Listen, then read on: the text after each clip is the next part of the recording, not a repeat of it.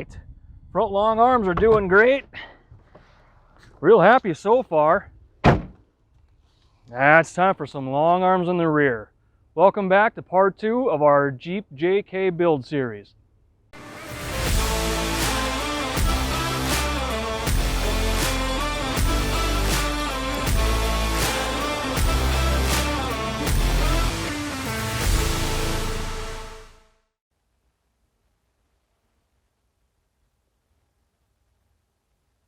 Hey guys, Patrick from Iron Rock Off-Road here. Welcome back to part 2 of our JK build series. Remember from the last video we did our bolt-on front long arm system. Now it's time to do the rear. First things first, we're going to get it up on the hoist and plan out our work.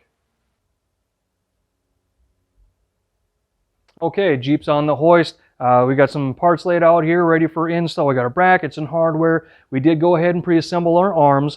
We didn't show you the assembly of the flex joint. We will have a video for that at a later date.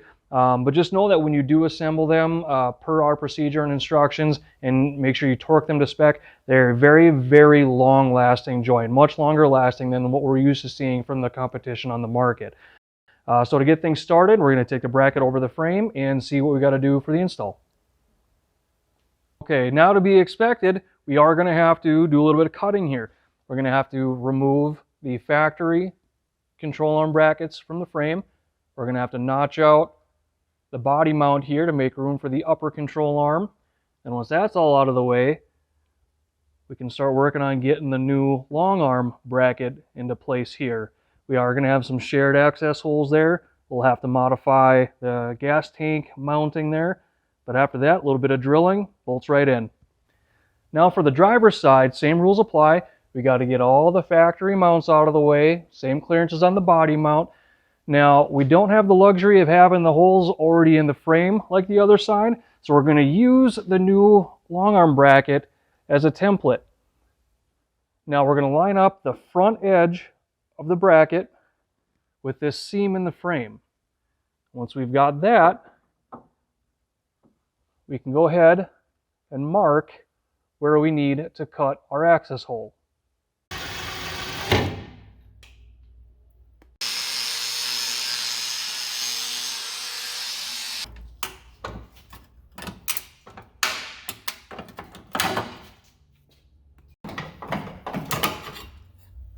So we made our cut through the middle of the bottom mount here, and we're able to pry the outer portion off, giving us access to the inner portion.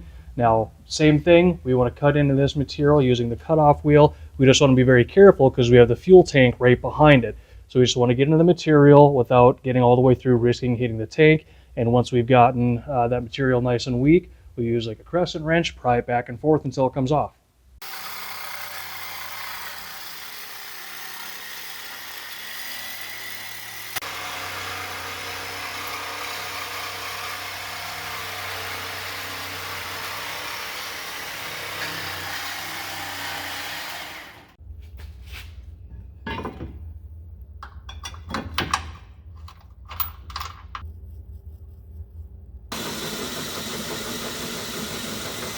So we've got everything cut, drilled, painted, everything's good there. We did hold our bracket up to make sure that all of our drilled holes are matching, and they are, so we're good there. So now we got to talk about hardware.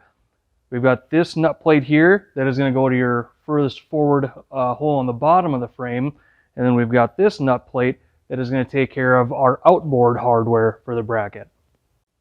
Now this nut plate is a little far away from our access hole here. I'm just going to use some mechanics wire here, put a couple angles in it, and we're just going to do a little bit of fishing here.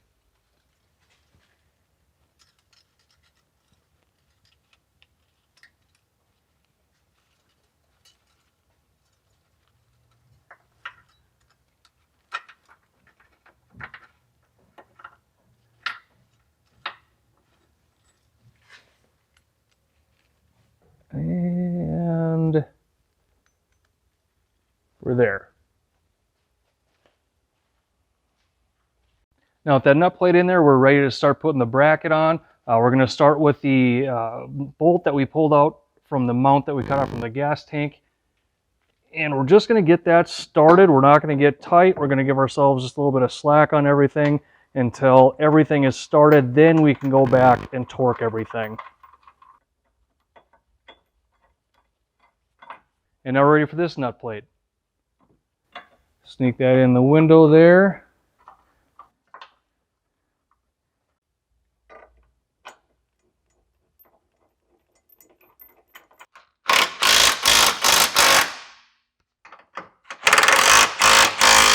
The new long arm brackets are on, bolted, torqued, everything's good to go. So now we're ready to put in our long arms. And we're going to start with our upper arms. And you'll notice first that we are going to start with the fixed end at the frame and the adjustable male end at the axle. Go.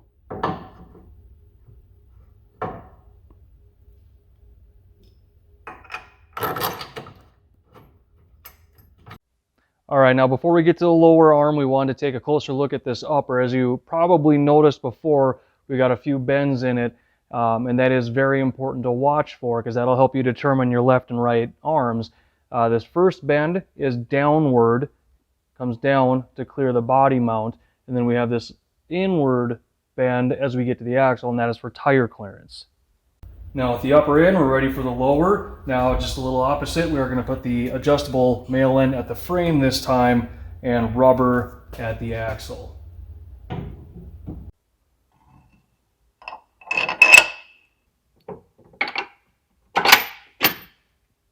Okay, with all the arms in, we do want to take a moment to show you something. On the passenger side here, on the lower control arm, this bolt, it will protrude a little bit into the gas tank skid plate. That's okay, a little bit of pressure. It's not going to wear through. It's not going to affect the plastic behind it. No issues there. We are using a shallow nylock nut there, so we don't have to worry about things coming loose. Of course, still do your torque checks, but we should be just fine there. Also, a couple of pro tips real quick. We do want to orientate our clamping bolts downward so that we can access them a little bit easier for making adjustments and final torques. And then also, we'll pan around to this upper. You'll notice in your hardware kit, you do have your options of your smaller straight greaser or 90 degree. We do want to use the straight one here because the 90 degree will make contact up here during the full suspension cycle. All the control arms are installed, so now we're ready to go through and do some of our final torques. We can get our clamping bolts torqued because we know our adjustable ends are good. And then we can go through and get our flex joint mounting bolts while we're on the hoist here. We do want to wait to torque our lower control arm at the axle with that rubber bushing because we don't want to preload it before the vehicle's weight is on it.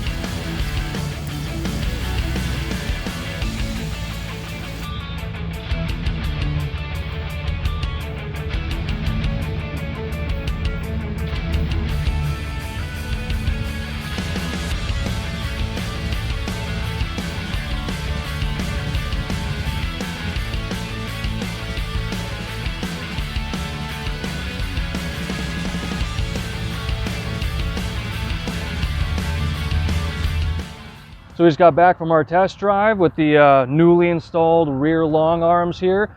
Drove super smooth and quiet. It was beautiful. Made this great rig even better. And as you can see, we're getting articulation out of it. So we're stoked to see what happens next on the trail. All right, that concludes the installation of the rear long arms. We already had the front long arms because remember, you can do those at separate times. But now we've brought them together, which makes our RockLink Pro long arm system. Now, we've got a few other things we're going to be doing to this JK, a few other areas to address, so make sure you keep following us on social media, Facebook, Instagram, and TikTok, and of course, subscribe to our YouTube channel.